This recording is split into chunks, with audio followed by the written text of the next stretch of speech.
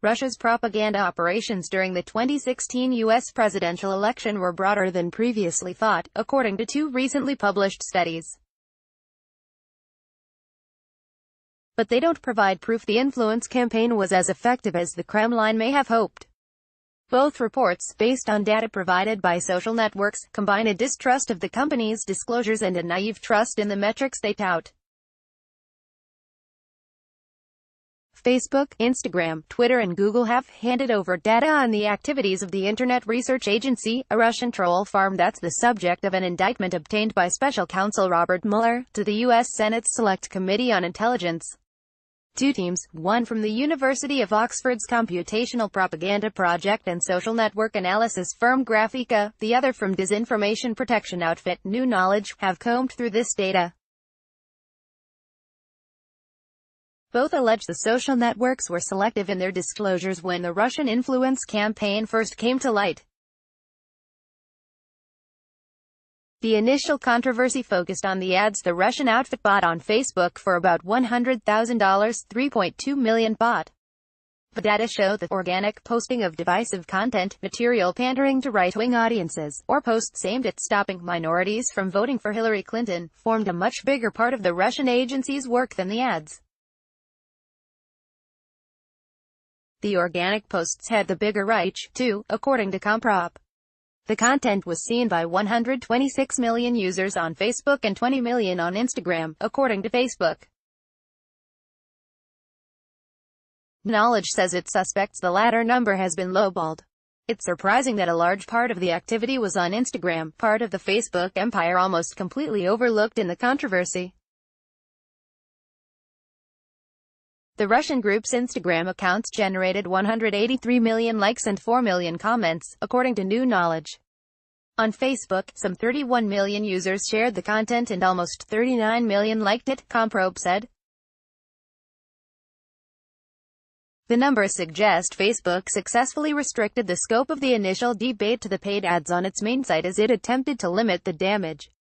The company's first response to the exposure of the Russian group's campaign was merely to make its political ad sales practices more transparent. A crackdown on inauthentic accounts came later, and, as New Knowledge points out, some accounts linked to the agency still remain active.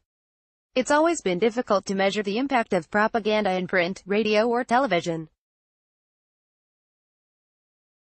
Given that Donald Trump outspent Ms. Clinton on Facebook, despite spending half as much as she did on the entire campaign, it's tempting to think that digital ads are far more effective than traditional ones. Certainly, the audience and engagement numbers unearthed by the studies look impressive. That's not to say, however, that Russia's campaign was highly efficient.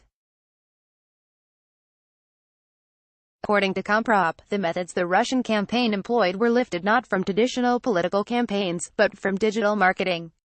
And that provides the best metric by which to gauge their success. In April, Brett Gordon and Florian Zettelmeyer of Northwestern University and two Facebook employees, Neha Bhargava and Dan Chapsky, published a paper on the efficiency of 15 Facebook advertising campaigns. Their most striking finding was that traditional observational methods, which look at how many people were exposed to an ad and how many bought a product, tend to overestimate grossly the true effect of ads.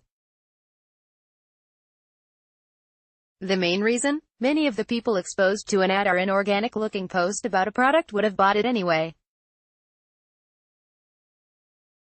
It's no different with candidates or causes. The Gordon paper uses a Facebook-devised measure of ad campaign success called Lift, which doesn't just observe how the targeted group buys, but sets up a control group and figures out how much of the audience would have bought anyway. That way, it can establish causality between ads and purchases better than traditional observational methods.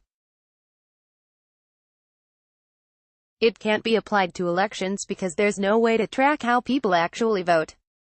But in the 15 commercial campaigns studied in the Gordon paper, Lift, the additional business generated, varied between -3.5% and 153.2%. Only 8 of the campaigns generated Lift, statistically different from 0 at the 5% confidence level.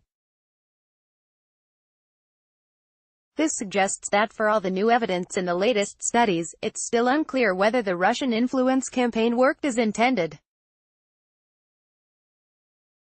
It was certainly expensive. The Internet Research Agency's monthly budget of $1.25 million for the U.S. is comparable with the Clinton campaign's Facebook spend. But until candidates in a future election ditch traditional advertising methods and go all in on social, it will be impossible to show how well online propaganda works. These crude audience and engagement numbers mean little and should be trusted less. Bloomberg Opinion. Leonid Brzezinski is a Bloomberg Opinion columnist covering European politics and business. He was the founding editor of the Russian business daily Vedomosti and founded the opinion website Slon.ru.